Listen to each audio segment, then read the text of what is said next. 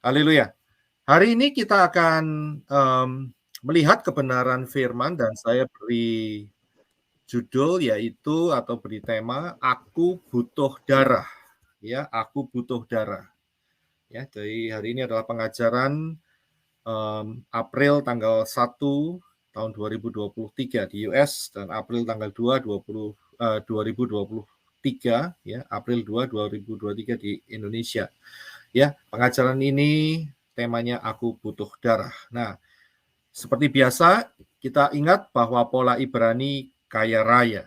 Ya, pola Ibrani mempunyai fondasi yang sangat luar biasa, kuat dan tidak terkalahkan, tidak terbantahkan karena yang bikin fondasi adalah Bapak Yahweh sendiri. Ya, itulah sebabnya ya di dalam pola Ibrani itu kita dapat pengertian yang ajaib dan ini bertujuan untuk membangun manusia roh kita untuk bisa dipersiapkan masuk di dalam rapture ya. Jadi tujuannya di situ.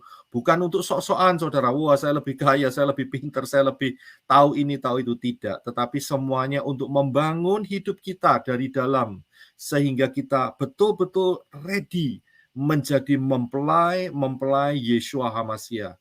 Ya, kalau tujuannya untuk show off, lebih baik jangan, buang. Itu sudah masuk di dalam daerah kesombongan.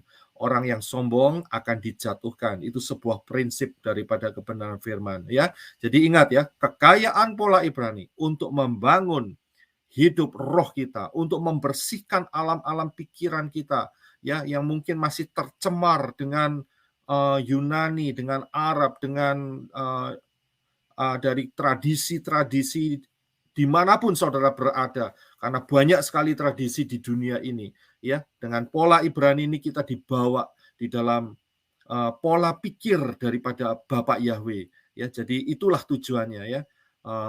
Rabi Saul berkata, hendaklah engkau senantiasa diperbaharui pikiranmu, alam pikiranmu. Dengan cara apa? Dengan cara kebenaran firman yang benar. Di luar pola Ibrani itu sedikit sekali ya, miskin saya bilang ya. Jadi saya anjurkan pilih yang kaya dengan kerendahan hati ya. Kemudian yang berikutnya pola Ibrani, kalau kita belajar pola Ibrani tidak lepas dari 22 huruf daripada Ibrani ya. Ini mengandung banyak makna yang luar biasa. Huruf modern Ibrani ini juga termasuk di dalamnya ada yang namanya piktograf ya. Piktograf juga jumlahnya 22. Ini adalah gambar-gambar kuno ya sebelum modern Hebrew, huruf-huruf modern Hebrew itu muncul ya, sehingga kita bisa juga melihatnya, dan Bapak Yahweh sering kali menggunakan piktograf untuk berbicara. Itu kekuatan yang luar biasa. Selain daripada itu ada satu lagi, yaitu gematria. Ya, gematria itu berhubungan dengan angka dan ini berhubungan dengan matematika daripada Bapak Yahweh ya. Jadi ini sangat luar biasa sekali dan ini ajaib sekali karena tidak terbantahkan. Karena gematria, kalau sudah ngomong soal matematika, dimanapun saudara berada, itu bahasanya sama. Karena matematika adalah bahasa. Ya, hanya pengucapannya saja yang berbeda. Begitu saja. Ya, 1 tambah 1 di Indonesia sama dengan 2. Di Amerika juga 2. Di Rusia juga 2. Eskimo juga 2. Ya, di North Pole, ya, di Kutub Utara, ya, di Kanada, di Arab, di Israel, di mana saja 1 tambah 1 sama dengan 2. Itu sebuah universal language ya. Jadi bahasa universal. Jadi angka gematria itu angka universal. Karena itu nama yang kita sembah adalah Yahweh di dalam Yeshua ya. Karena Yahweh dan Yeshua itu total angka gematria terakhirnya adalah angka 8 ya. Jadi kita harus betul-betul paham soal angka gematria sehingga kita tidak lagi menyebut dengan nama yang salah, misalnya Yahusa atau Yahoshua ya, atau Yahshua ya, karena angka gematrianya sudah meleset ya. Jadi dengan angka gematria ini kita dapat memastikan inilah arah yang benar. Jadi kalau angka gematrinya tidak sesuai dengan Yahweh ya, Yod He Waw He 26, 2 ditambah 6 sama dengan 8, maka yang lainnya akan meleset semua, ya. Jadi kita harus paham. Itulah pola-polanya. Dan kemudian ya, yang selanjutnya yang menjadi fondasi untuk pembahasan kita hari ini yaitu bagaimana, ya, sebentar ya, saya akan coba lihat di sini. Bagaimana cara kitab Torah itu terbentuk, ya? Bagaimana caranya? Nah, ini seringkali dilupakan oleh banyak orang, ya. Seringkali banyak orang nggak ingat akan hal ini. Bagaimana kitab-kitab Torah ini terbentuk? Ingat bahwa kitab Torah ini ada 5 kitab, yaitu Kejadian, Keluaran, Bilangan, Imamat, Bilangan, dan Ulangan. Ya, ada 5. Dan kelima kitab ini itu ditulis oleh satu orang, yaitu Moshe. Ya, Moshe yang menulis ini. Nah, saya harus melewati ini supaya saudara betul-betul paham, supaya saat saudara membaca kitab Torah, saudara mengerti bahwa 5 kitab ini ditulis oleh Moshe. Saat mudanya, ya, Moshe ini dia diambil anak oleh putri Firaun. Ya, diambil anak oleh putri Firaun. Dan kemudian dia dibesarkan di kalangan Firaun, di kalangan petinggi-petinggi Mesir. Kita harus ingat itu. Dan saat dia di Misraim atau Mesir, di istana itu, dia nggak nganggur, saudara. Ya, dia dididik tentang segala hal. Ya, karena saat itu Misraim merupakan satu kekuatan yang super power di dunia ini.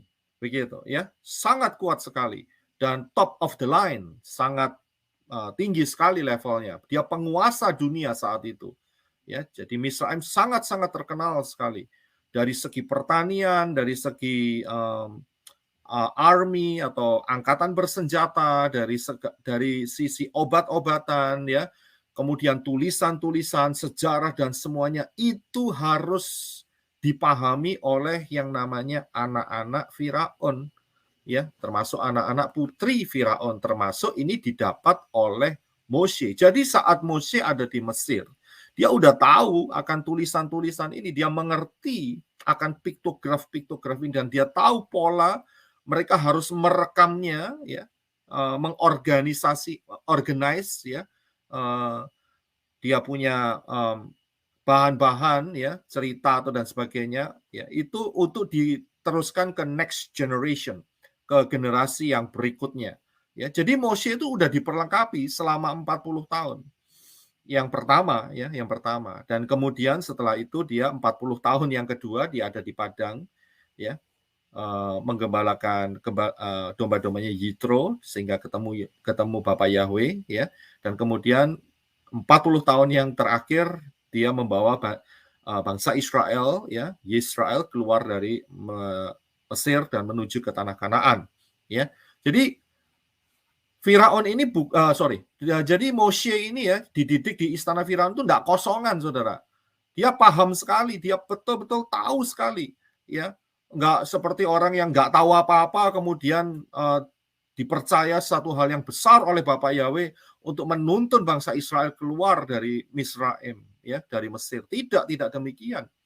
Ini orang hebat ini, ya. Ini orang nomor 1 saat itu.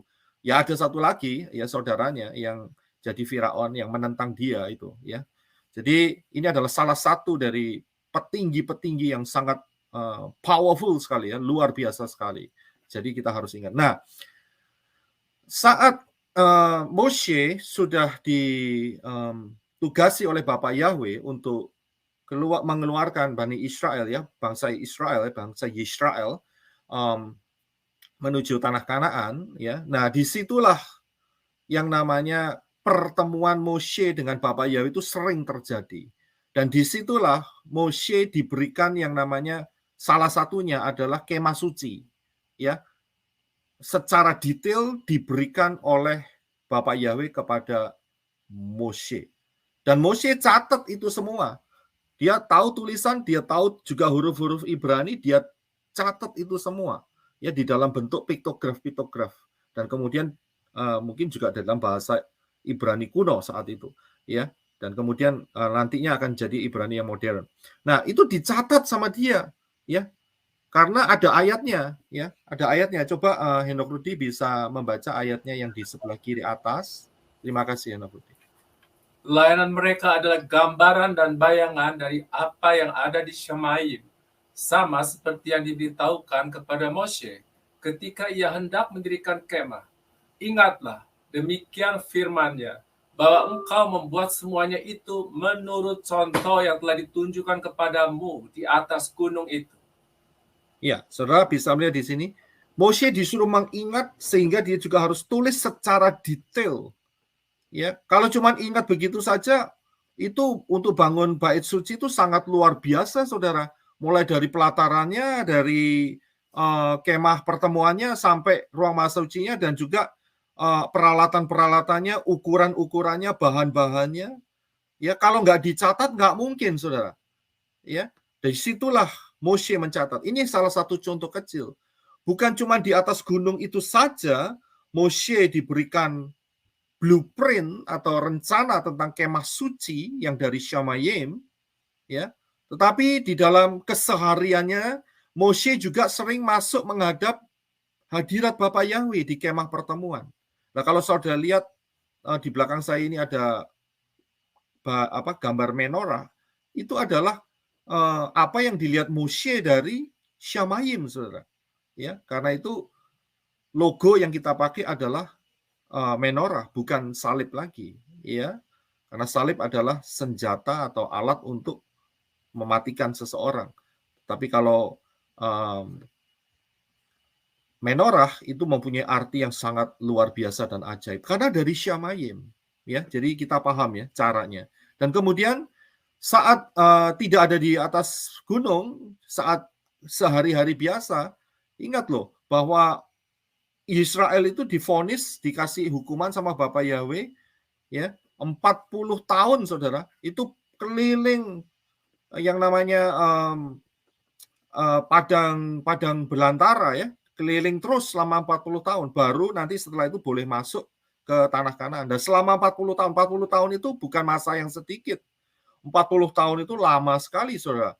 Dan disitulah Bapak Yahweh, ya, seringkali memanggil Moshe, dan Moshe juga seringkali ketemu dengan Bapak Yahweh, ya, muka dengan muka, dan disitulah dia menulis 4 kitab ini, ya, 4 kitab.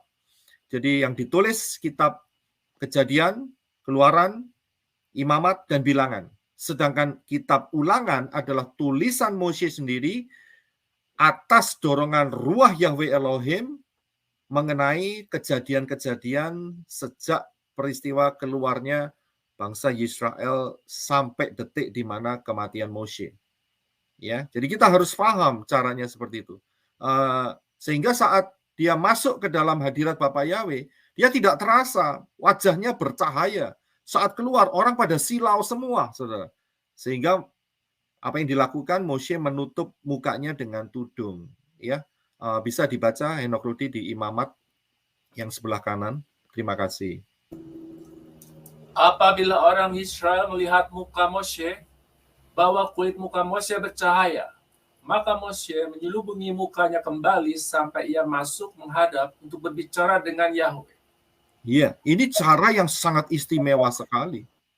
Ya, manusia nggak pernah ada yang model seperti Moshe ini. Dia sangat spesial karena apa? Karena Bapak Yahweh tahu, ya, Moshe dipilih untuk menulis Torah, untuk menulis 5 kitab Torah ini, yaitu Kejadian, Keluaran, Imamat, Bilangan, dan Ulangan.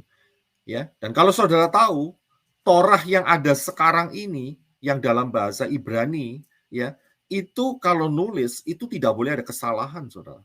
Dan ini sudah ribuan tahun sejak Moshe, zamannya Moshe, 1500 tahun sebelum Yeshua ada di permukaan bumi ini, lahir di permukaan bumi ini, itu cara mengkopinya harus hati-hati. Ya, kita harus tahu saat mereka mengkopi, ya, dulu kan tidak ada mesin cetak, mereka harus kopi pakai tangan, tulisan tangan, ya. Dan saat itu mereka ketemu dengan tulisan Yod He Waw He, mereka harus berhenti penulis ini. Mereka harus mengganti dengan pena yang baru, tinta yang baru, mereka harus berurap, membersihkan tubuhnya, kemudian ganti baju yang baru, kemudian dia meditasi. Dan kemudian setelah itu dilanjutkan kembali. Ya, itu dilakukan sampai sekarang sehingga ada yang namanya Torah Gadol. Ya, jadi cara mereka itu menulis seperti itu. Tapi memang sekarang sudah ada percetakan, mereka bisa cetak seperti itu. Tapi itu caranya, dan kita bisa melihat bahwa Torah ini tidak berubah, saudara. 3.500 tahun itu tidak berubah. Ini sangat luar biasa sekali. Ya, jadi kita harus paham, dan inilah yang menjadi fondasinya. Jangan yang ke sebelah itu, yang martabak itu, ya, udah buta huruf, nggak bisa nulis, dipaksa sama malaikat lagi, ya, katanya malaikat, saya nggak tahu malaikat apa itu. Dan kemudian apa yang terjadi? Ya, itu masanya 600 tahun setelah Yeshua. Ya, 600 tahun setelah Yeshua. Ya, nggak ada fondasinya, hanya kutip-kutip aja dari Torah dan dari Mazmur, ya, dari Brit Kadasa, kutip-kutip aja dan kemudian dikembangkan sendiri. Kita harus tahu iman, fondasi kebenaran firman yang benar ini fondasinya sangat kuat sekali. Ya, sehingga disinilah kita mendapatkan jaminan, janji dari Bapak Yahweh untuk keselamatan hidup kita, untuk apa yang kita kerjakan sehari-hari juga semuanya sudah disediakan oleh Bapak Yahweh. Ya, jadi kita harus paham dalam ini. Nah, kita akan lanjutkan. Nah, coba saudara lihat, saya kasih contoh ya. Di dalam Bereshit atau Kejadian, ya, pasal yang pertama ini ya, Kejadian 1, itu ada dua ayat yang sudah saya siapkan. Bisa minta tolong Henok Rudi untuk membacanya, silakan. Berfirmanlah Elohim, baiklah kita menjadikan manusia menurut gambar dan rupa kita, supaya mereka berkuasa atas ikan-ikan di laut dan burung-burung di udara, dan atas ternak, dan atas seluruh bumi, dan atas segala binatang melata yang merayap di bumi. Maka Elohim menciptakan manusia itu menurut gambarnya. Menurut gambar Elohim diciptakannya dia, laki-laki dan perempuan diciptakannya mereka. Ya, kalau saudara perhatikan ayat ini ditulis oleh Moshe. Dan Moshe didikte oleh Bapak Yahweh. Ya, mungkin saudara bertanya bagaimana caranya? Ya, ketemu dengan Bapak Yahweh, kemudian Bapak Yahweh kasih. Kamu harus tulis dikte. Kenapa didikte? Coba saudara bayangkan. Di dalam Kejadian pasal yang kelima, itu ada urutan nama-nama keturunan daripada Adam, Set, dan sebagainya. Ya, sampai Noah. Dan di situ usia-usia mereka itu tercantum dengan akurat. Kemudian peristiwa Noah, ukuran dari bahteranya itu tercantum dengan akurat sekali. Ya, nggak mungkin otak manusia itu, ya, sepandai-pandainya itu bisa mengingat secara detail keseluruhan, ya, generasi-generasi sebelumnya, apalagi itu sudah 1000 tahun sebelumnya, nggak mungkin. Jadi satu-satunya cara adalah Yahweh itu minta kepada Moshe untuk menulis persis apa yang dikatakan oleh Bapak Yahweh. Jadi didikte. Ya, didikte. Ini begini, ini begitu, enggak boleh salah sedikit pun. Karena itu Torah, tadi saya sudah ceritakan bahwa Torah itu dia cara mengkopinya itu harus persis. Kalau sampai ada kesalahan sedikit saja, itu semua tulisan, misalnya ya, dia sudah tulis semua lengkap, kemudian tinggal satu terakhir salah gores atau dia tiba-tiba penulisnya bersin gitu ya, bres gitu ya, kemudian wah rusak begitu ya. Nah, itu nggak boleh diganti cuma daerah itu saja, tidak bisa. Tetapi semuanya itu harus ditanam di tanah. Dan dia harus buka lembaran baru lagi untuk menulis dari awal. Wow, itu luar biasa. Ya, sudah berapa tahun tiba-tiba kecoret begitu. Harus ditanam di tanah. Itu dianggap tidak sukses. Ya, dan harus melakukan kembali lagi dari awal. Nah, ayat ini saat Bapak Yahweh mendikte Moshe, posisi manusia itu sudah jatuh di dalam dosa, saudara. Ya, sudah jatuh di dalam dosa. Dan melalui 2 ayat ini, Bapak Yahweh itu mau berbicara. Ya, karena kalau Bapak Yahweh nggak berbicara, manusia tidak akan pernah tahu. Ya, tidak akan pernah tahu. Manusia mencoba menggapai pola pikir Bapak Yahweh. Kalau Bapak Yahweh diam saja, itu manusia tidak akan pernah bisa mendapatkan yang benar. Karena itu haruslah yang benar itu Bapak Yahweh sendiri yang kasih tahu kepada manusia. Itu polanya begitu. Ya, bukan manusia yang cari kepada Bapak Yahweh, tidak mungkin bisa. Jadi Bapak Yahweh yang kasih tahu. Inilah yang harus kamu tulis. Nah, saat ayat ini ditulis, seringkali menjadi kontroversi karena ada kata kita. Ya, baiklah kita menjadikan manusia menurut gambar dan rupa kita. Ya. Nah, ini menjadi satu kontroversi. Sebetulnya mudah sekali untuk bisa memahami ini nantinya. Nanti ikutin saja pembahasan selanjutnya. Tapi saya akan beritahukan bahwa kata kita ini ditulis atau didiktikan kepada Moshe oleh Bapak Yahweh untuk menjelaskan bahwa Elohim yang ada di depannya Moshe, yaitu Yahweh, itu Echad. Ya, Echad, satu, ya, adalah satu, Esa. Ya, jadi bukan banyak, tidak, bukan banyak dewa, ya, atau Tritunggal, tidak, Echad, satu, ya. Nanti kita akan bisa melihat arti kata kita ini. Jadi kita harus tahu hal ini. Dan yang kedua adalah untuk menjelaskan bahwa manusia itu diciptakan menurut gambar dan rupa daripada Elohim. Ya. Jadi ayat di atas tadi itu ya menjelaskan bahwa manusia kita ini diciptakan itu tidak sama seperti malaikat diciptakan. Bapak Yahweh secara khusus memberikan firman ya yang didiktikan kepada Moshe, dikatakan maka Elohim menciptakan manusia itu menurut gambarnya. Menurut gambar Elohim, diciptakannya dia, laki-laki dan perempuan, diciptakannya mereka. Ya, jadi tidak ada di sini second class, perempuan second class, laki-laki first class, tidak. Tetapi ayat ini memberikan sebuah level yang sama di hadapan Bapa Yahweh. Ya, laki-laki dan perempuan diciptakan oleh Yahweh, ya, menurut gambar dan rupanya. Jadi kita harus paham, karena apa ayat ini ditulis dan didiktikan kepada Moshe? Karena saat kemudian hari, bahkan saat zaman Moshe, setan itu memberikan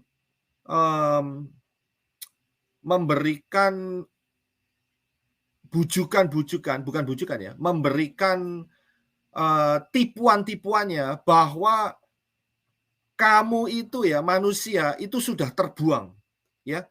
Manusia itu dibuat kehilangan identitasnya, ya. Itu caranya setan untuk menjatuhkan.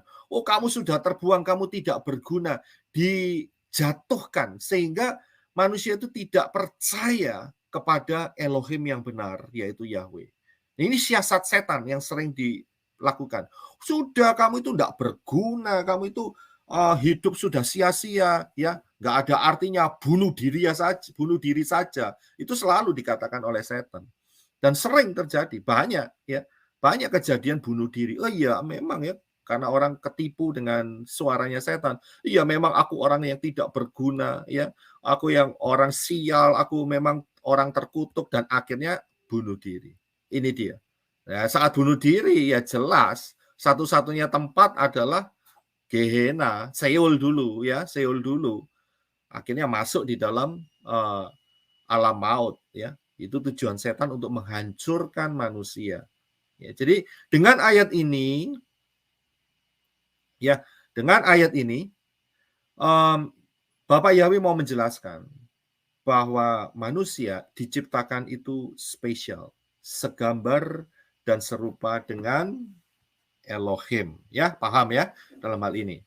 Nah, kita akan lanjutkan. Nah, sekarang saya mau tanya. Ini ada pertanyaan ini. Di manakah Yahweh bersemayam? Coba saudara yang mau jawab silahkan buka mic-nya. Di manakah Yahweh bersemayam? Ada yang mau coba jawab? Apakah Yahweh bersemayam di setiap kita melalui rohnya? Ya, saya terima dulu. Oke, ada lagi? Saya kasih yang lebih detail. Iya, Salam silakan Pak. Pak Adi. Di Samaim. Samayim, oke. Saya kasih pilihan ya. Ini dia. A di Samayim, B di bumi, C di angkasa, D tidak A, tidak B, tidak C. Mau pilih yang mana? A. A, oke. Pak Adi pilih A. Ada lagi yang mau milih yang lain? Saya milih D, Pak Roy. Milih D. Ya. Tidak A, tidak B, tidak C.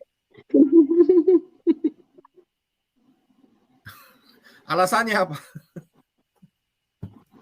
Karena Bapak Yahweh kan ada di mana-mana kan Pak. Maksudnya ada di mana-mana gitu loh Pak. Jadi tidak hanya di Samaim, tidak hanya di bumi, tidak hanya di angkasa, tapi di tiga-tiganya gitu loh. Di Samaim, di bumi, di angkasa juga gitu. Oke. Jadi semuanya ya? Iyalah. Ya. Ya, oke. Sekarang saya mau tanya, Bapak Yahweh ada di Seoul nggak? Ada pasti. Di dunia orang mati? Ada ya Pak ya, ada ya kan? Ada ya? Ya, oke. Nanti kita akan terjawab semua. Ya, Bapak Yahweh itu ada di mana? Yahweh itu ada di mana? Apakah di Shamayim, di bumi, ya, atau di Seoul, dunia orang mati, ya, di angkasa, ya. Nanti kita akan melihatnya. Ya. Saya ada satu pertanyaan lagi. Seberapa besarkah Yahweh? Kira-kira seberapa besar? Wah, besar sekali. Terukur. Tidak terukur. Bumi besar adalah sekali. tumpuan. Besarnya kira-kira seberapa? Besar Kan sekali bilangnya itu gini Pak, langit adalah tahtaku, bumi adalah tumpuan kakiku. No, you can imagine it. Iya, oke. Ya. Jadi besar ya. Kalau bumi itu Besar. tumpuan kakinya berarti bumi seperti kesetnya begitu. Coba kita lihat. Di dalam kitab Kejadian 1 ayat 1 dikatakan bahwa pada awalnya Elohim menciptakan Shamayim dan bumi. Dan kata yang digunakan adalah bara. Ya, bahasa Ibraninya adalah bara. Jadi Bapak Yahweh menciptakan. Nah, kalau kita lihat kata bara itu artinya adalah menciptakan dari yang tidak ada menjadi ada. Jadi sebelumnya tidak ada, jadi ada. Itu penggunaan kata bara. Dan ingat ya, kitab Kejadian ini didiktikan oleh Bapak Yahweh kepada Moshe. Jadi nggak akan pernah salah, saudara. Nggak akan pernah salah. Ya, jadi kata bara itu betul-betul Bapak Yahweh yang hanya yang bisa melakukan dari yang tidak ada menjadi ada. Memang betul ada ayat yang dikatakan di dalam Yesaya 66 ayat 1. Beginilah firman Yahweh, Shamayim ya adalah tahtaku dan bumi adalah tumpuan kakiku. Ya, kalau Shamayim langit itu tahtanya berarti kan kayak kursi begitu ya. Kayak singgasana begitu ya. Dan kemudian bumi, kalau saya lihat itu kan tumpuan kakinya seperti itu. Kira-kira apakah Bapak Yahweh besarnya seperti itu?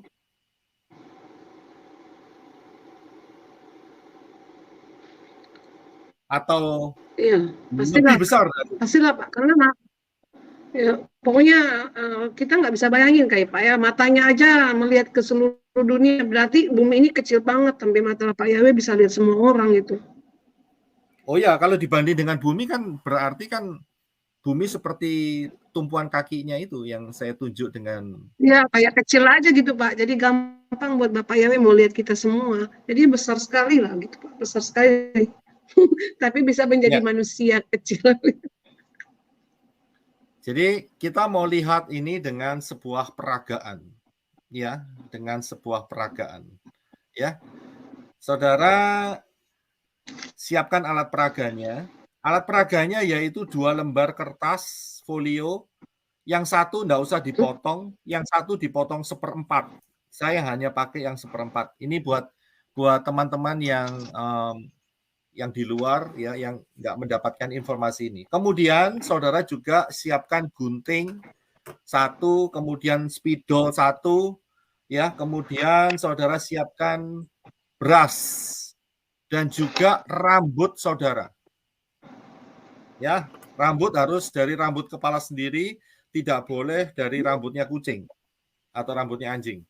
Ya, harus dari rambut kepala sendiri. Nah, kita akan lihat.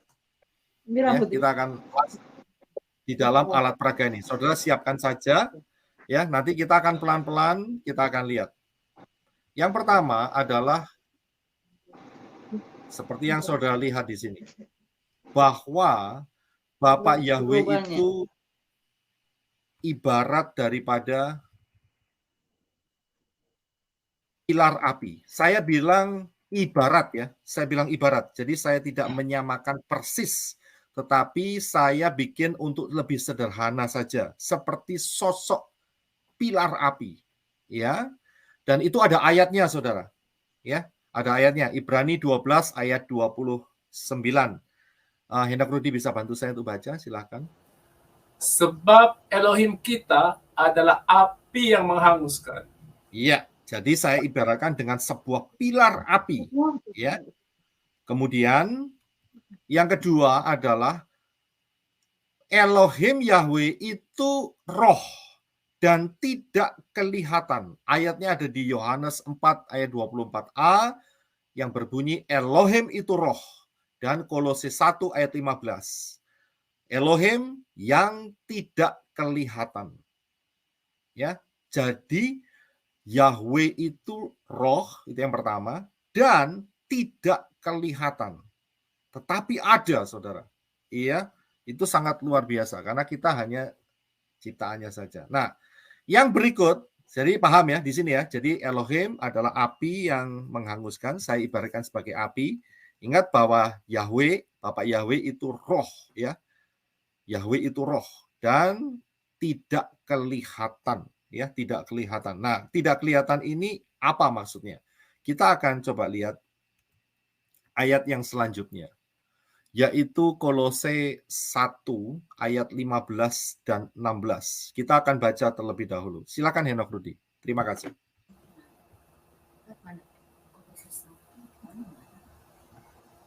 Mana ayat apa?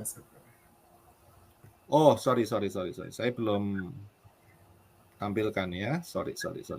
Ya, ini adalah yang kedua, bahwa Elohim Yahweh itu roh dan tidak kelihatan ya. Kolose 1 yang selanjutnya. Nah, ini dia.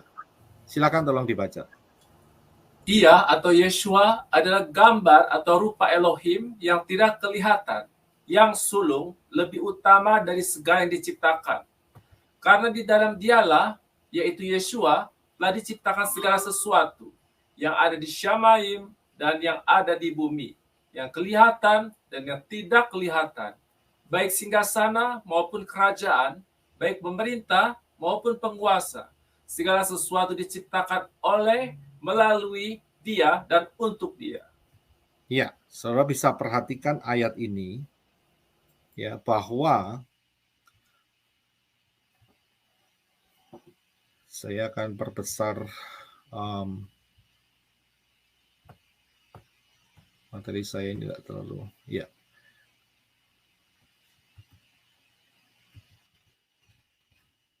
Katakan dalam Kolose bahwa Yeshua itu adalah gambar dari Elohim yang tidak kelihatan.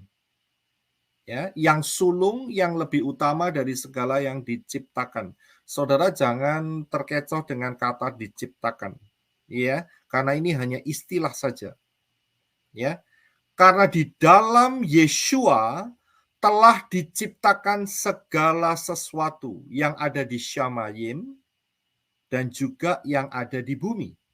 Yang kelihatan dan yang tidak kelihatan itu juga diciptakan. Nah, sekarang saudara siapkan kertas yang besar, saudara tulis Syamayim. Saudara siapkan kertas yang besar, saudara tulis Syamayim. Udah ya? Tulisannya besar atau kecil, Pak? Boleh besar, boleh kecil. Jadi saudara ambil kertas yang besar, kan tadi ada kertas yang besar kan? Besar satu, kecil satu kan? Pakai spidol ya, Pak? Silahkan. Jadi saudara yang kertas yang besar loh ya, jangan salah. Saudara tulis Syamayim.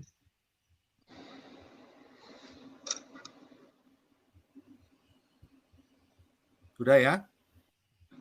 Oke, sekarang saudara pinggirkan dulu kertas saudara dari depan saudara. Kosong di depan saudara, nggak ada apa-apa.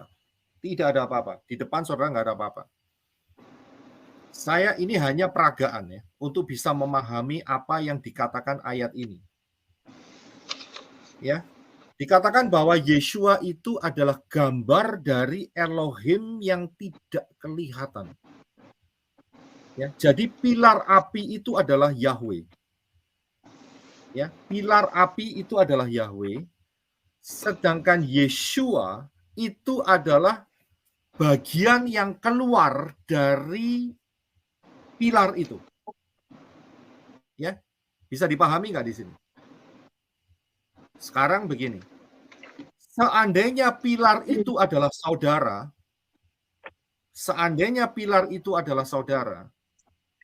berarti bagian apa yang saudara keluarkan, yaitu rambut saudara. Betul kan?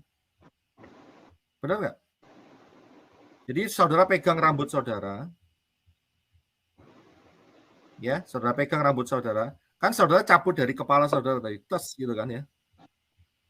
Kalau saudara cabut, berarti rambut ini adalah milik saudara. Rambut ini adalah saudara juga. Karena begini saudara. Saat ada polisi datang untuk mencari siapa pelaku, misalnya pembunuhan atau apapun ya, biasanya pembunuhan, mereka akan cari yang namanya barang bukti. Dan di situ ditemukan rambut. Rambutnya utuh lagi. Ya.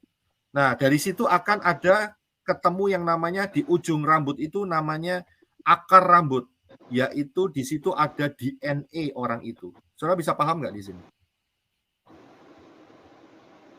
Bisa paham nggak? Jadi DNA rambut saudara ini adalah saudara. Benar nggak? Ya benar loh. Benar, Pak.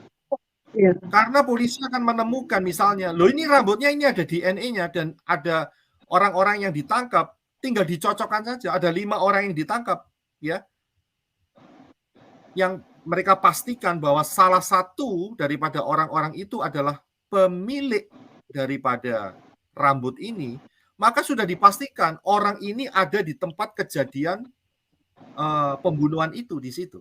Karena rambutnya ketinggalan di situ. Saudara paham di situ ya? Jadi rambut ini itu sama dengan orang itu gitu. Iya kan?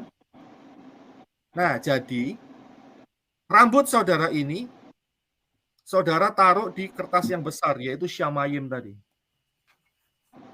Rambut saudara ini ibarat Yeshua Hamasiah, Yeshua. Saudara taruh di kertas besar. Ya. Pilar api itu tetap lebih besar dari Syamayim. Karena itu Yahweh itu lebih besar dari Syamayim. Syamayim itu udah gedenya luar biasa. Tetapi Yahweh itu lebih besar dari Syamayim. Pahami dulu dalam hal ini. Ya. Dan kemudian karena begitu besarnya, Bapak Yahweh berkata kan, Kejadian 1 ayat 1, pada awalnya Yahweh Elohim menciptakan Syamayim dan bumi. Ya, jadi yang pertama adalah Syamayim, dan itu diciptakan melalui Yeshua. Ya, jadi anggaplah pilar api itu saudara, rambut ini adalah representasi atau gambaran dari Yeshua. Ya, rambut ini kalau misalnya di meja saudara ada banyak rambut, pasti ditanya, ini rambutnya siapa ini? Nah, gitu. Oh, ini rambutnya Pak Roy ini, modelnya kayak gini. Ya kan? Nah, ketahuan kan? Ya kan? Oh, ini rambutnya Pak Roy. Oh, masa rambutnya tetangga? Ya, misalnya kayak gitu, ya kan? Jadi, merepresentasikan itu. Nah, sekarang saudara ambil kertas yang lebih kecil. Kertas yang lebih kecil saudara ambil. Saudara tulis bumi. Bumi. Sudah? Saudara letakkan di atas kertas yang besar. Bisa dilihat? Jadi yang kertas yang besar itu Syamayim, ada rambutnya. Kemudian saudara ambil kertas yang kecil, tulisin di kertas kecil itu bumi. Kan bumi lebih kecil dari Syamayim, saudara-saudara. Benar nggak? Iya loh, jelas loh. Dan setelah itu saudara ambil 1 biji beras. Biji beras ini merepresentasikan manusia. Dan saudara taruh di yang bumi, jangan yang di Syamayim. Bisa paham nggak sampai di sini? Bumi diciptakan Syamayim, bumi, dan manusia. Oke deh. Ngerti urut-urutannya? Ngerti ya urut-urutannya ya? Jadi Yahweh itu kayak pilar api, besarnya luar biasa, bahkan lebih besar dari Syamayim, saudara. Ya. Dan yang pertama diciptakan adalah Syamayim. Kalau Bapak Yahweh itu terlalu besar, maka Yahweh harus mengambil bagian dari hidupnya, dari dirinya, itu untuk menjadi penguasa di Syamayim, sehingga dia bisa nampak, dilihat oleh malaikat-malaikat. Nah, malaikat ini tidak bisa lihat Yahweh, saudara. Nggak bisa. Tapi sosok ini ditahan sampai Bapak Yahweh karena harus menunggu waktunya. Nanti saya akan jelaskan. Ya, jadi manusia kalau sekarang kita nggak bisa melihat malaikat secara kasat mata. Nggak bisa, sulit. Karena malaikat itu dalam bentuk roh. Sedangkan malaikat itu juga nggak bisa lihat Yahweh karena rohnya roh, begitu saudara. Memang rada sulit ini jelasinnya. Karena begitu luar biasa.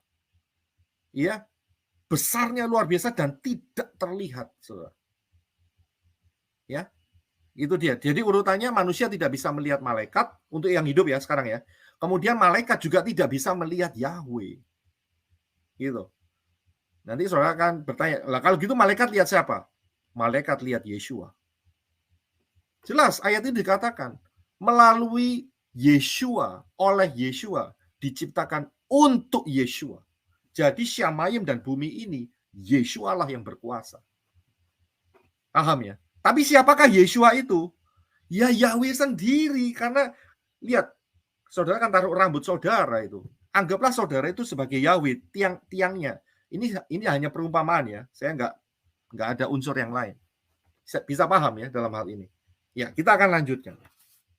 Nah, kemudian kita harus tahu bahwa Yahweh itu maha kuasa dan maha kuat. Powerful sekali. Maha kuasa, maha kuat. Lawang bumi sama Syamayim aja diciptakan dari yang tidak ada menjadi ada. Berarti dia itu bisa melakukan apa saja untuk melaksanakan kehendaknya. Itu luar biasa. Iya, tapi ada aturan-aturannya. Ya, nanti kita lihat ya. Nah, terus kemudian setelah itu Yahweh itu maha hadir. Ya, maha hadir. Jadi tiang api itu maha hadir. Pilar api yang sebelah kiri itu maha hadir. Ya jelas dong. Syamayim kan cuma satu kertas begini. Di depan saudara ada kertas kan? Tulisan Syamayim kan? saudara sebagai Yahweh, saudara bisa aja lihat, oh ini ciptaanku. Aku bisa kemana saja di Syamayim. Termasuk di bumi. Bahkan di bawah bumi. Bisa lihat.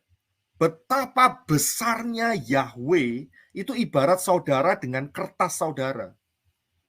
Yang tulis Syamayim, bahkan ada tulisan bumi, bahkan manusia itu diibaratkan sebagai beras kecil ini. Jadi kira-kira modelnya seperti ini. Saudara perhatikan gambar yang di depan. Yahweh itu besarnya itu luar biasa. Enggak terpikirkan, saudara.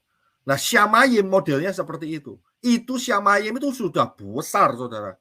Sudah luas. Dan kemudian masih ada angkasa lagi, ada bumi. Ya, dan manusia, sak titik gitu, saudara nggak akan lihat itu manusia. Kecil sekali kita ini. Betul kan? Saya zoom sedikit supaya agak lebih besar. Modelnya kayak gini. Kira-kira seperti itu. Jadi Yahweh itu luar biasa gedenya. Ya, dia menguasai Syamayim, dia mau kemana saja. Karena itu, ya, ayat berikutnya dikatakan bahwa sampai di bawah bumi pun, ya, Yahweh tetap ada di sana. Dia bisa ada di sana. Tapi bukan berarti kalau Yahweh ada di Seol, berarti Seolnya ada di Syamayim. Tidak. Jangan salah. Tempat penghukuman ya tempat penghukuman. Begitu. Ya, tapi Yahweh tahu dia ada di situ.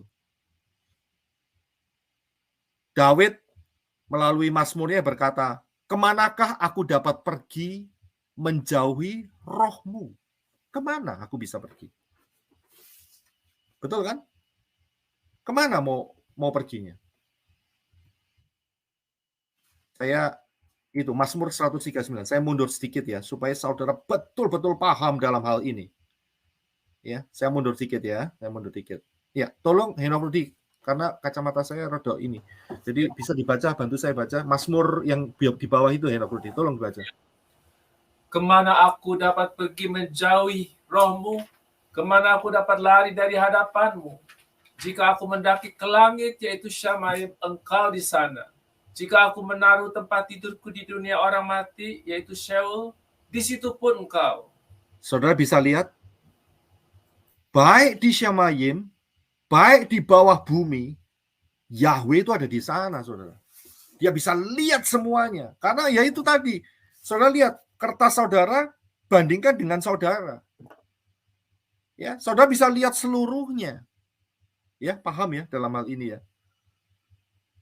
Yahweh kita itu terlalu ajaib, saudara. Terlalu massive, luar biasa dahsyatnya. Ya, sangat-sangat dahsyat. Jadi saya zoom seperti ini. Nah, kita akan saudara ikuti pengajaran ini.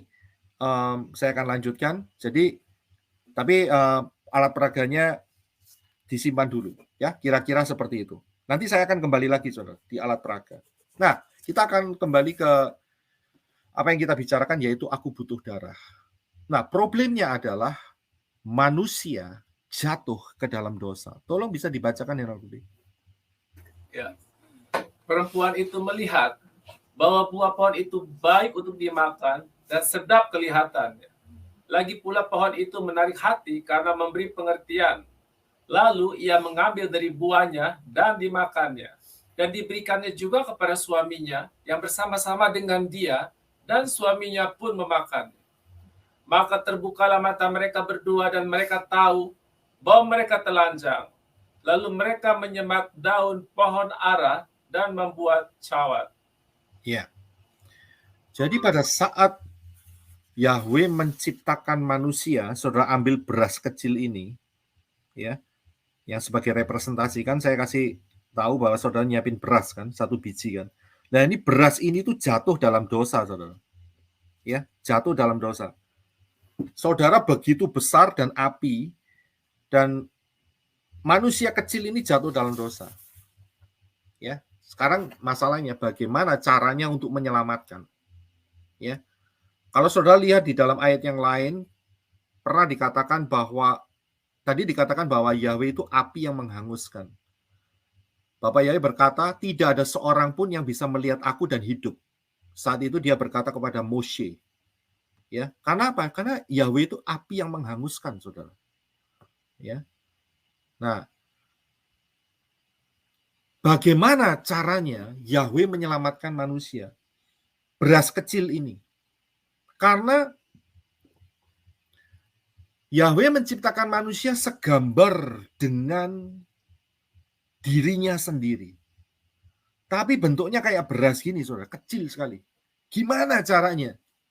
Ya, kalau sudah lihat api yang begitu besar yang sebelah kiri, bagaimana caranya? Itu representasi daripada Yahweh menyelamatkan manusia yang begitu kecil sekali yang di sebelah kanan. Di titik itu saya kasih tanda panah. Gimana caranya? Ya, karena dia jatuh dalam dosa. Padahal manusia yang titik kecil itu diciptakan segambar dan serupa dengan Elohim. Dengan dirinya Bapak Ibu. Gimana cara menyelamatkannya? Ya. Nah, saat itu Adam dan Hawa pakai cara, yaitu menutupi ketelanjangannya dengan daun pohon ara. Mau tahan berapa lama? Nggak akan tahan. Pasti telanjang lagi. Cari daun yang baru. Daun itu cerita kebenaran manusia. Dosa kita tidak bisa ditutupi dengan kebenaran kita sendiri. Yesaya mengatakan bahwa kebenaran manusia itu seperti kain gombal, kain lara, kain kotor. Ya, yang sangat-sangat kotor. Tidak bisa ditunjukkan kepada Bapak Yahweh. Bapak Yahweh berkata, apa yang kamu punya, kebenaranmu, itu tidak berguna sama sekali di hadapanku. Apakah saudara mau menyimpan kain kotor di lemari yang ada pakaian bersih? Tidak mungkin. Ya kan? Pasti kain kotor itu ditaruh di tempat yang kotor juga. Ya. Nah, karena itu Bapak Yahweh yang punya inisiatif, yaitu di dalam Kejadian 3 ayat 21. Dan Yahweh Elohim membuat pakaian dari kulit binatang. Jadi Bapak Yahweh sendiri yang punya ide, yang punya cara. Bukan manusia yang bikin cara, tidak mungkin. Caranya bagaimana? Harus pakai kulit binatang. Nah, kalau pakai kulit binatang, binatangnya masih hidup, ya tidak mungkin. Jadi caranya adalah binatang itu harus dibunuh terlebih dahulu, dikuliti, dan kulitnya baru bisa dipakaikan menjadi pakaian. Saya kasih tahu, dosa itu menyebabkan jiwa yang tidak berdosa harus dikorbankan. Kita ini dilahirkan di dalam dosa. Mau tidak mau kita harus mengakui itu. Kalau ada orang, saya tidak berdosa, berarti dia melawan kehendak Yahweh. Kita ini dilahirkan dalam dosa. Karena itu, supaya kita bisa kembali kepada Bapa Yahweh, maka kita harus pakai caranya Bapa Yahweh, bukan cara kita. Ya, dan penyebabnya adalah karena kita sudah juga dosa dari orang tua kita, maka harus ada yang dikorbankan untuk hidup kita. Ya, jadi ini sebuah prinsip sehingga Bapak Yahweh mengenakan kulit daripada domba itu kepada Adam dan Hawa. Bisa minta tolong dibacakan? Terima kasih, Henok. Ya. Dan Yahweh Elohim membuat pakaian dari kulit binatang untuk manusia dan untuk istrinya itu, lalu mengenakannya kepada mereka. Ya, jadi dikenakan. Yang mengenakan juga Bapak Yahweh. Ini yang harus kamu lakukan untuk supaya bisa diselamatkan. Karena kamu harus keluar dari Taman Eden, Adam dan Hawa. Ya, ini yang harus kamu lakukan. Bapak Yahweh bikin baju dan bajunya dikenakan kepada Adam dan Hawa. Harus dipakai. Nggak boleh bajunya digantung, saudara. Dibuat hiasan. Tidak boleh. harus dikenakan, harus menjadi lifestyle, harus menjadi pola pikir, harus menjadi ciptaan yang baru. Itu dia. Jangan cuman digantung, dibuat show. Itu namanya sombong-sombongan. Tadi di atas saya sudah katakan bahwa kalau kita dapat pengertian daripada Bapak Yahweh itu bukan untuk sombong-sombongan. Tidak. Tetapi untuk dikenakan, dipakai. Sehingga hidup kita tercover, tertutup oleh darah Yeshua. Saudara bisa memahami hal ini. Nah, oke, saya akan lanjutkan terus ya. Jadi saudara paham ya. Nah, bagaimana cara Yahweh menyelamatkan manusia? Bagaimana caranya? Satu-satunya cara untuk manusia dapat diselamatkan adalah Yahweh harus menjadi serupa dengan manusia. Ayo kita kembali ke alat peraga tadi. Ya, kita kembali ke alat peraga. Tadi kan rambutnya ada di Syamayim kan? Betul ya? Sedangkan berasnya ada di bumi. Ya, sudah ikutin ya, benar ya? Bagaimana caranya Yahweh bisa menyelamatkan manusia? Hanya dengan satu cara, tidak ada banyak cara. Orang boleh berkata banyak jalan menuju ke Roma, tapi menuju ke Syamayim hanya satu, yaitu atas cara Bapak Yahweh, yaitu menjadi serupa dengan manusia. Tapi masalahnya, Yahweh harus menunggu 4.000 tahun setelah atau sejak kejatuhan Adam dan Hawa. Ya, nunggunya itu 4.000 tahun. Ya, selama 4.000 tahun itu nama Yeshua hanya berupa kode-kode saja.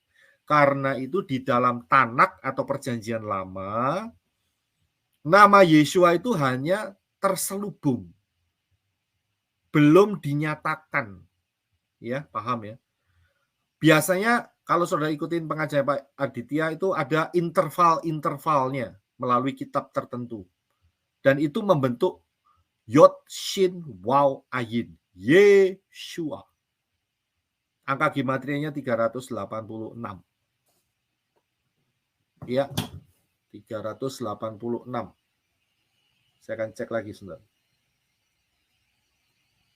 Ya, betul. Akhirnya 3 tambah 8 tambah 6, 17, 1 tambah 7, kembali ke 8. Betul. Ya. Tapi harus nunggu 4.000 tahun, saudara. Mengapa? Saudara perhatikan di sini. Sejak kejatuhan Adam, ya, kita tahu dia jatuhnya itu bulan Nisan, saudara, tanggal 14. Dari mana tahu? Ya karena kita sudah belajar sebelumnya bahwa Yeshua mati tanggal 14 Nisan. Coba dibaca Henok Rudi untuk bantu. Keluaran yang di bawah itu 12 ayat berapa? 2. Ya. Bulan inilah akan menjadi permulaan segala bulan bagimu. Itu akan menjadi bulan pertama bagimu tiap-tiap tahun. Ya, kalau saudara perhatikan, bulan apa yang dimaksud di sini adalah bulan Nisan. Hari ini itu bulan Nisan, saudara. Ya. Tanggal kalau nggak salah tanggal 11. Either 11 atau 10. 11 kelihatannya. Ya. Nah, bulan kita sekarang ini April tanggal 1 tahun 2023 ini kalender Ibraninya itu bulan Nisan. Di bulan inilah Adam dan Hawa jatuh di dalam dosa. Nanti tanggal 14, hari Rabu. Ya. Jatuhnya nanti. Tapi bulan inilah, karena itu Bapaknya berkata, bulan inilah yang menjadi bulan pertama dari tiap-tiap tahunmu. Berarti bulan ini adalah seperti bulan Januarinya, saudara. Tapi uniknya ya, ini saya kasih tambahan dikit. Orang Israel ngerayain tahun barunya bulan berapa? Bulan apa? Orang Israel. orang Israel merayakan New Year's-nya kapan? Tahun barunya kapan? Ada yang tahu? September ya Pak? Ya, Pakai September. kalender Ibrani. September, Pakai Oktober ya kalender Pak? Ibrani. Iya, jadi kalendernya adalah 1 Tisri. Itu Rosh Hashanah. Itu adalah bulan ke-7, saudara. Kalau dihitung dari bulan pertama itu bulan yang ke-7. Tapi Bapak Yahweh berkata tidak. Bulan pertama itu adalah Nisan, bukan Tisri. Ini ada misteri di balik ini. Nanti ya. Kita akan, kalau saudara ngikutin pengajaran ini, saudara akan terbentuk pola pikirnya. Ya. Nah, seringkali nggak mau ngikutin, ya susah, saudara. Ya, kalau saudara ngikutin, nanti saudara akan terbentuk pola pikirnya untuk mengenal pola yang benar. Kalau saudara lihat, bulan Tisri itu adalah Rosh Hashanah, 1 Tisri itu adalah New Year's-nya orang Yahudi, saudara. Ya, tapi enggak, ayat ini berkata bulan ini. Mengapa demikian? Ya, karena bulan ini adalah bulan kejatuhan Adam dan Hawa. Dihitungnya itu mulai ini, Nisan 14. Nah, ini harus nunggu 4.000 tahun, saudara. 4.000. Jadi sejak kejatuhan Adam dan Hawa harus ada jenjang waktu 4.000 tahun. Dan di dalam 4.000 tahun itu, perhatikan, Habel diajarin sama Adam dan Hawa caranya untuk kembali kepada Bapa Yahweh, untuk diselamatkan, pengorbanan domba. Abraham dan Yisak juga diajari mengorbankan domba. Sampai Israel saat kemah suci, domba juga yang disembelih, caranya sama. Sampai pembangunan bait suci, zamannya Yeshua, juga tetap sama, saudara. Jadi ini polanya nggak pernah berubah. Harus ikut pola Bapak Yahweh kalau mau selamat.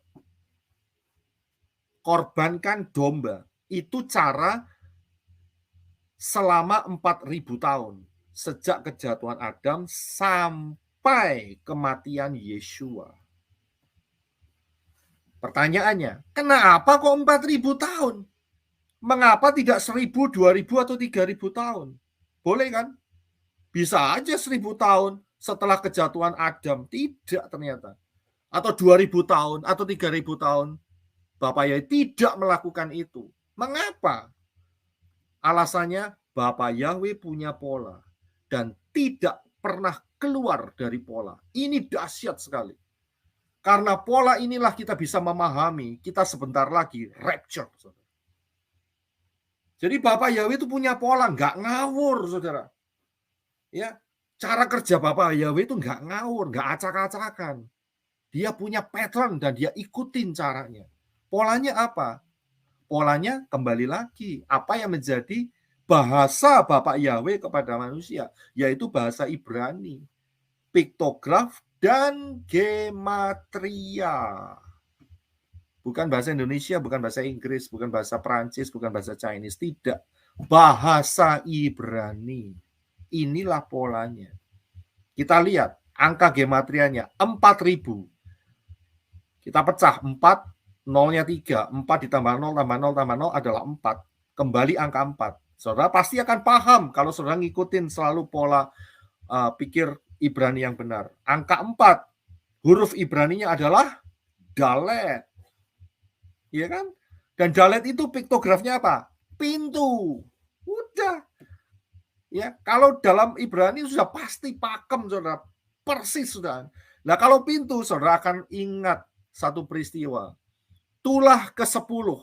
Sebelum itu dijatuhkan kepada orang Misraim, Mesir, Bapak Yahweh berkata kepada orang Israel untuk menyembelih domba dan darahnya dioleskan di ambang pintu. Dalet, pintu keselamatan. Karena itu Yeshua berkata, Yohanes 10 ayat 9, silakan Henok Rudi. Akulah pintu. Barang siapa masuk melalui aku, ia akan selamat. Ya. Yeshua dengan jelas, akulah pintu. Yang masuk melalui aku, selamat. Nggak mau masuk melalui aku, jawabannya tidak selamat. Satu-satunya pintu untuk hidup kita masuk di dalam rencana keselamatan melalui Yeshua. Karena itu Bapak Yahweh nunggu sampai 4.000 tahun. Ini pola, saudara. Ya, sudah perhatikan jarak antara kejatuhan Adam dan Hawa sampai Yeshua HaMashiach itu 4.000 tahun. Bahkan kalau saudara lihat, ya, lubang paku di tangan dan kaki itu jumlahnya 4. Paku ya, paku itu waf 4. Dan ya kalau saudara lihat, sebetulnya gambar yang saya cantumkan ini sebetulnya adalah sangat mendekati pola yang benar cara penyalipan itu. Jadi kakinya nggak ditumpuk, saudara. Ini saya dapatkan saat mengunjungi di Kentucky, di Noah Ark. Saya kaget lihat ini, ternyata kakinya. Saya langsung kembali ke firman, karena firman berkata tidak ada satu tulang yang dihancurkan. Jadi caranya seperti itu. Mengerikan sekali cara untuk membunuh orang lewat salib, saudara. Itu digantung seperti itu. Ya, next lah, nanti kita akan bicara soal itu. Jadi 4.000 tahun antara kejatuhan Adam dan Hawa sampai kematian Yeshua. Kenapa? Karena hari di mana Adam dan Hawa berdosa, kalau sampai Bapak Yahweh menunda, maka Adam dan Hawa akan ambil buah dari pohon kehidupan. Tamatlah riwayat saudara dan saya. Tamat, pasti. Karena apa? Tidak akan ada jalan keselamatan. Karena itulah Adam dan Hawa harus keluar dari Taman Eden supaya tidak makan dari buah kehidupan.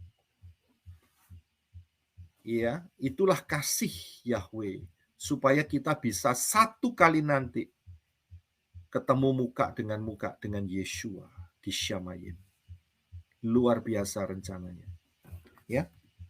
Nah, jadi Yahweh itu harus turun ke bumi menjadi manusia. Kita kembali ke alat peraga, saudara ambil rambut saudara yang begitu luar biasa ini. Untuk saudara pindah dari Shamayim menuju bumi. Nah ya, jadi rambut saudara ada di bumi, kemudian saudara ambil satu butir beras lagi, saudara lekatkan dengan rambut ini. Dilekatkan, ya pakai lem. Dilekatkan. Inilah cara Bapak Yahweh untuk menyelamatkan manusia. Lukas 2 ayat 11. Itu saya tulis, saya cantumkan dari kitab Pesita. Kitab Pesita Aramaik. Dan kitab Pesita Aramaik ini kitab yang kuno, yang tidak terkontaminasi oleh yang namanya Septuagint. Karena nama Yahweh tetap ada di sana. Nah, kita akan lihat di dalam Lukas 2 ayat 11. Minta tolong Henok Rudi bisa baca Inggris dan Indonesianya. Semampunya saja, nggak apa-apa. Silakan. For unto you is born young manna, or today in the Medina David, the city of David, the Father God, the Savior, the Deliverer, who is Maria Meshika, atau the Lord Yahweh, the Anointed One. Hari ini telah lahir bagimu di kota Daud Juru Selamat, yaitu Yahweh HaMashiach. Saudara bisa melihat ayat ini? Hari ini telah lahir bagimu di kota Daud seorang Juru Selamat, ya, Savior, Deliverer, penyelamat, penolong. Ya, siapa penolong itu? Dijelaskan jelas di sini adalah Yahweh Mesias. Saudara bisa lihat? Jadi yang lahir itu adalah Yahweh. Karena itu saya kasih peragaan, rambut saudara dilekatkan dengan ambil 1 butir beras yang baru, lekatkan di sana. Jadi Yahweh sendiri yang jadi manusia. Karena itu jumlah kromosom Yeshua itu 24. Jumlah kromosom saudara ada berapa? Saya mau tanya. 23 ya Pak? Waduh, 23. Atau 25? Gawat kalau 23. Berarti nggak jadi manusia itu. Berapa ya? Saya pernah dengar tapi saya lupa. 46. Kromosom manusia berapa? 46. 36. Wah, kurang. 46. Iya, kromosom manusia itu jumlahnya 46. 23 dari ayah dan 23 dari ibu. Inilah yang disebut sebagai 100% manusia. Paham di sini ya? 100% manusia. Saudara manusia kan? Saya juga manusia. Berarti kromosom saya dan saudara sama. Jumlahnya 46. Karena kita dapat 23 dari papa, 23 dari mama. Totalnya 46. Bagaimana dengan Yeshua kalau begitu? Nah, ini dia. Kita mau lihat ini. Bagaimana dengan Yeshua? Ya, tolong Henok bisa baca. Dan sambil menjawab, malaikat itu berkata kepadanya, Roh Kudus akan turun ke atasmu dan kuasa yang maha tinggi akan menaungi engkau. Karena itu pula, Haleluya. Terus. Yang dilahirkan itu kudus. Dia akan disebut Putra Elohim. Haleluya. Terima kasih. Saudara bisa lihat cara Miriam melahirkan Yeshua itu tidak bersetubuh dengan Yosef saat itu. Kromosom Miriam adalah 23 dan saat itu dia didatangi oleh Gabriel. Dikatakan bahwa kekuasaan ruah Yahweh Elohim menaungi engkau sehingga kamu akan mengandung dan anak itu kudus. Dia dinaungi, Miriam dinaungi oleh ruah Yahweh Elohim dan dikasih 1 kromosom. Kenapa 1? Karena kembali lagi pola Ibrani. 1 itu alef. Kepala lembu piktografnya, gematrianya 1. 1 itu angka pemimpin, angka Elohim.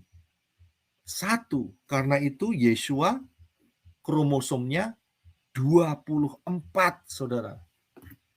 Ya. Jadi Yeshua itu tidak 100% manusia, tetapi serupa dengan manusia. Dengan kromosom 24 itu cukup bagi Bapak Yahweh untuk menjadi seperti manusia. Mengapa? Karena Bapak Yahweh butuh darah manusia. Karena itu di dalam peragaan saudara, saudara gabungkan antara ambil 1 butir beras yang baru, saudara lem dengan rambut ini, rambut saudara. Saudara bisa lihat, dengan demikian Yeshua punya darah. Bapak Yahweh punya darah. Bapak Yahweh berkata, aku butuh darah supaya bisa membuka jalan bagi manusia yang mau percaya bisa masuk ke Syamayim, bersekutu dengan Yeshua, dengan Bapak Yahweh untuk selama-lamanya. Bapak Yahweh berkata, aku butuh darah. Dengan cara inilah, maka darah dihasilkan. Tapi ingat, tadi kalimatnya dikatakan bahwa kudus.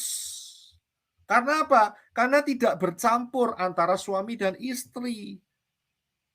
Ya, hasil seks dari suami istri menghasilkan anak itu tetap dosa.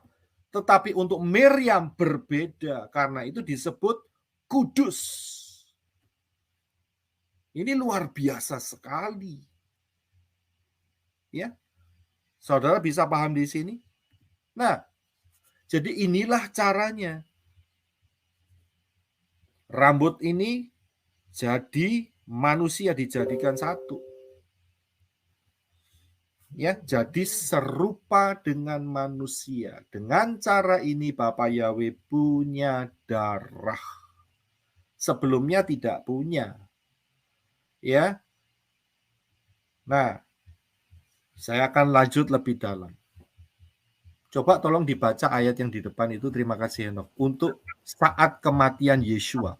Mungkin saudara tanya, bagaimana bisa tahu kromosom Yeshua ada 24? Ini ada jawabannya di sini. Silakan, Henok. Ya. Yeshua berseru pula dengan suara nyaring, lalu menyerahkan nyawanya. Dan lihatlah, tabir bait suci terbelah dua dari atas sampai ke bawah. Dan terjadilah gempa bumi dan bukit-bukit batu terbelah. Ya, kalau saudara lihat, perhatikan, saat kematian Yeshua menyerahkan nyawanya, itu terjadi gempa bumi yang dahsyat. Sehingga dikatakan bukit-bukit batu terbelah. Saat itu Yeshua mati. Dan untuk memastikan kematiannya, maka kepala pasukan saat itu menyuruh salah satu daripada prajuritnya untuk menikam lambung Yeshua. Dan saat ditikam, keluarlah darah dan air. Tolong dibaca, silahkan. Tetapi seorang dari antara prajurit itu menikam lambungnya dengan tombak. Dan segera mengalir keluar darah dan air. Ini dahsyat, saudara. Kalau saudara lihat di dalam kitab Imamat, ya, cara untuk memercikkan ini, ya, itu darah di peralatan-peralatan itu dicampur dengan air, saudara. Ya, inilah yang disebut darah dan air. Sehingga dari lambung Yeshua keluar banyak darah dan air mengalir melalui kayu salib itu menuju ke tanah. Dan ingat, tadi ada yang namanya gempa bumi, sehingga terjadi retakan di bawah salib itu.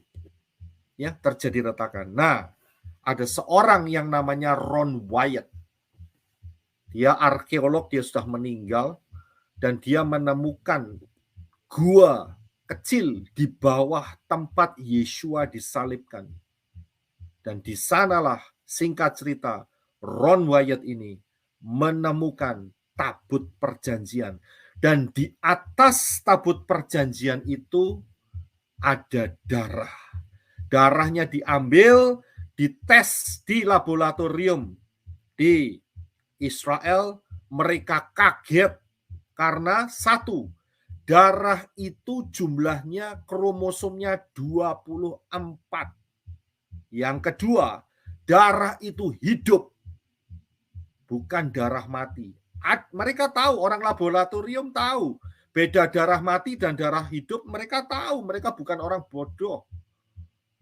Dikatakan darah ini, mereka kembali ke report kepada memberikan report kembali kepada Ron Wyatt. Darah ini jumlah kromosomnya 24. Kemudian darah ini hidup. Mereka tanya, darah siapa ini?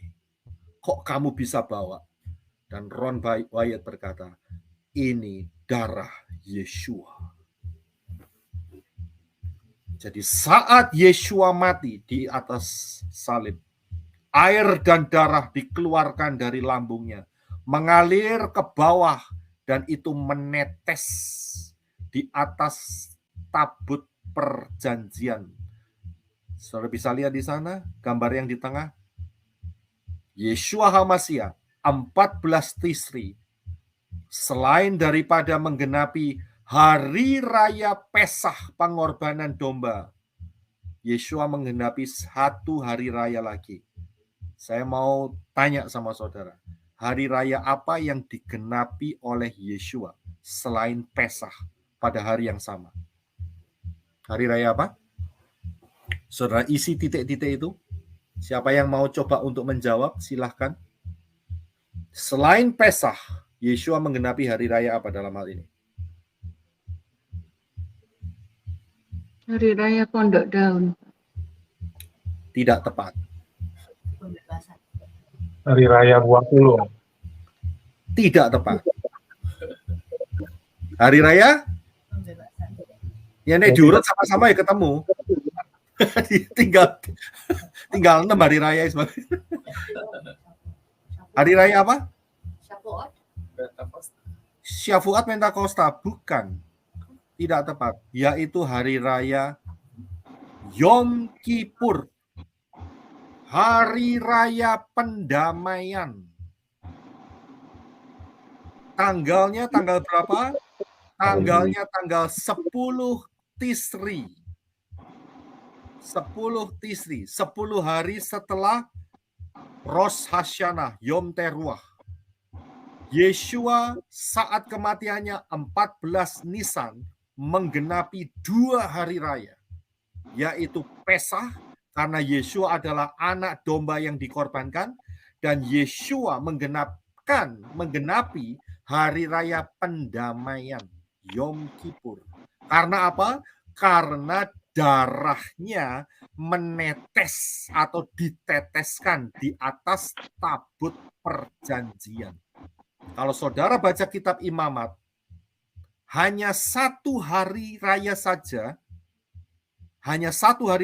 dalam 1 tahun, imam besar itu masuk ke dalam ruangan maha suci dan memercikkan darah domba, yaitu saat perayaan pendamaian. Jelas itu. Hari raya lain nggak ada. Setahun sekali loh saudara, setahun sekali. 10 Tisri. Ya, darah domba itu dibawa. Jadi perayaan lain tidak, tetapi Yeshua karena dia adalah bukan binatang lagi saudara. Dia manusia, dia serupa dengan manusia. Dia adalah Bapa Yahweh yang menjadi serupa dengan manusia. Jadi urusan binatang selesai. Ya, urusan binatang selesai. Karena itu dia menggenapkan ini. Saya kasih 1 ayat lagi, tapi nggak tercantum. Minta tolong Henok Rudi untuk baca di dalam kitab Daniel pasal 9. Tolong buka Henok Rudi untuk bacain kita semua, supaya semua paham. Daniel 9. Ayat 27. Daniel 9:27.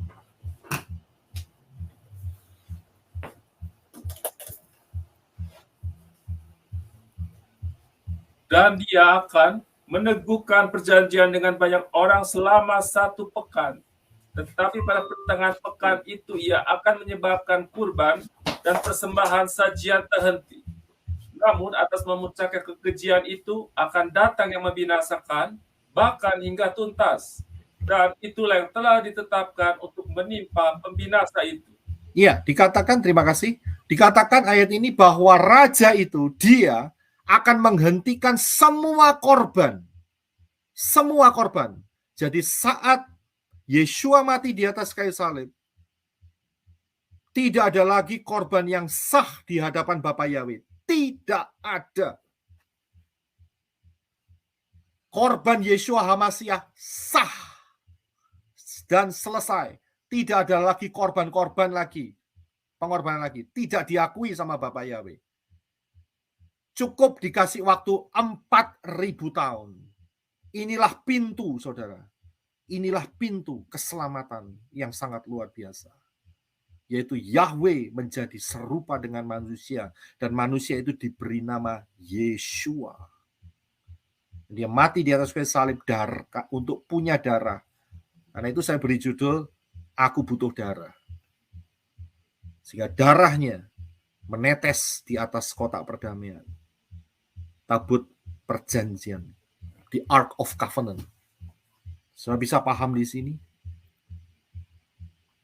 Ya, setelah ini tidak lagi ada korban lagi, nggak ada, nggak sah, hanya satu. Mungkin saudara tanya, loh Pak, sekarang Israel sedang mempersiapkan red heifer. Tahun depan akan disembelih, Pak.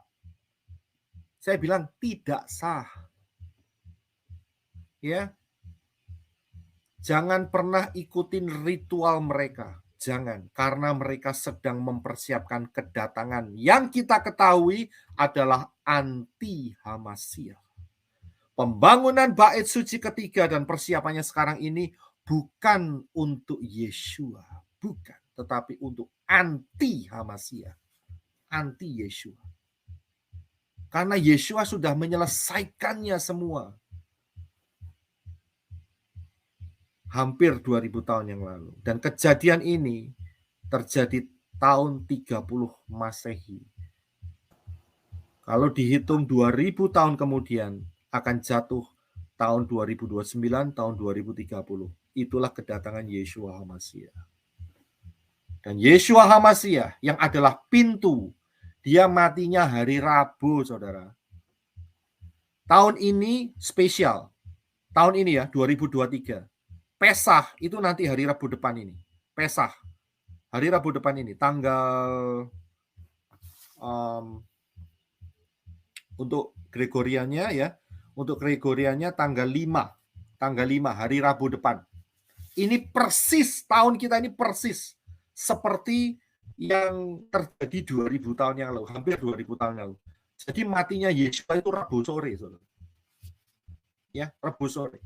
Kenapa Rabu? Kenapa hari Rabu? Ingat, hari Rabu itu hari keempat, saudara. Kembali lagi pola 4. 4 adalah dalet, pintu. Semuanya auranya itu aura 4, pintu. Ya. Jadi Yeshua pasti mati hari Rabu. Dan kemudian berdasarkan Matius yang mengenai Yonah, tolong bisa dibaca karena nggak kelihatan di sini. Tolong baca. Ya, sebab seperti Yunus tinggal di dalam perut ikan 3 hari 3 malam, demikian juga anak manusia akan tinggal di dalam rahim bumi 3 hari 3 malam. Ya, jadi Yeshua tinggal di rahim bumi 72 jam. Ya, 72 jam. Dan bangkit pada hari Shabbat, Sabtu. Ya, kenapa? Hari ke-7. Loh, polanya sama, saudara. Ya, hari ke-7 dia datang. Dia bangkit. Setuju itu Zayin. Kepala yang dimahkotai. Siapa lagi kalau nggak Yeshua? Segala puji syukur untuk kemuliaan Bapa Yahweh Bashem Yeshua HaMashiach. Luar biasa ini pola Ibrani. Ya, dia tahun yang ke-7000 Yeshua akan kembali, saudara. Jangan macam-macam. 8 tahun lagi, tapi ingat saudara, bukan 8 tahun, 7 tahun lagi. Ingat, ya, 3,5 tahun sebelumnya akan terjadi rapture, 2026. Ya, saudara bisa lihat di sini. Selama 4000 tahun, sejak kejatuhan Adam dan Hawa, diberi pola yang sama, yaitu domba yang disembelih. Tetapi setelah 4000 itu terjadi penggenapannya, Yeshua mati saat 4000 tahun itu. Kita bisa lihat di sini, dan 2000 tahun ke depan setelah tahun kematian Yeshua HaMashiach, Yeshua akan datang ke muka bumi, memerintah sebagai Raja Zayin, pola 7, yaitu tahun yang ke-7000. Jelas. Karena itu, ini bukan hal yang diramal atau dicocok-cocokkan, tidak. Ini sebuah pola. Karena itu kita berjaga-jaga semua. Ya, kita harus hati-hati. Kita jaga-jaga. Karena dalam 3 tahun ke depan rapture akan terjadi. Karena pola inilah. Nah, sekarang kita kembali sedikit ke peraga kita. Tadi kan di bumi ada rambut saudara sama beras satu ya. Kemudian ada beras yang lainnya lagi. Nah, sekarang karena beras dengan rambut ini adalah gambaran daripada tubuh kemuliaan Yeshua HaMashiach, maka beras dan rambut ini dialihkan ke Syamayim, saudara.